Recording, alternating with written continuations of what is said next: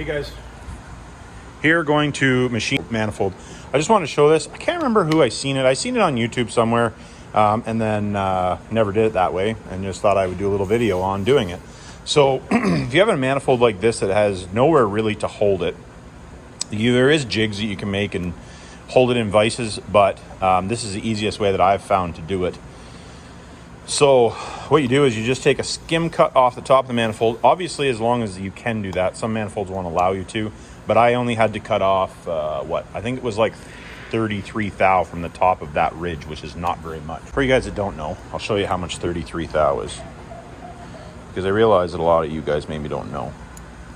So the gap in the caliper in my hand, that's 33 thou. Not very much. That's a better view. Not very much. So, and at least some of that is that little actual ridge on the top. So yeah, that ridge on the top is, focus, it's like 18 thou. So I didn't take very much off the manifold. So what we're gonna do, I'm gonna throw you guys up in the stand. I'm gonna get this thing flipped over, get it clamped down, and then we'll machine the other side, and I'll show you doing that. Alright guys, haven't done one in voiceover for a while, so I figured I'd do a voiceover. Obviously you can't see a lot of what I'm doing.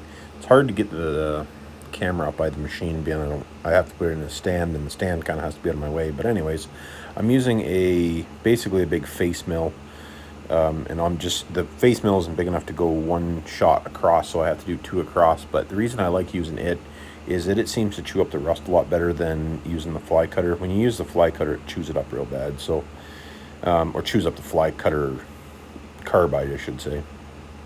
So I think I ended up taking like 30 thou off, which most of it actually was the rust, pulling the rust off on the one end. So it wasn't too bad though. Pretty typical. We do quite a few of these V10 Ford manifolds. There's 2 or 3 companies in town that I don't know what they use them for, but we seem to get lots to fix. So anyways, on to the regular schedule. We got this thing all cleaned up. I've got enough off of it. I usually like to clean them perfectly, but I'm gonna leave that little tiny bit there because I don't want to get carried away. The manifold's starting to get thin on these sides.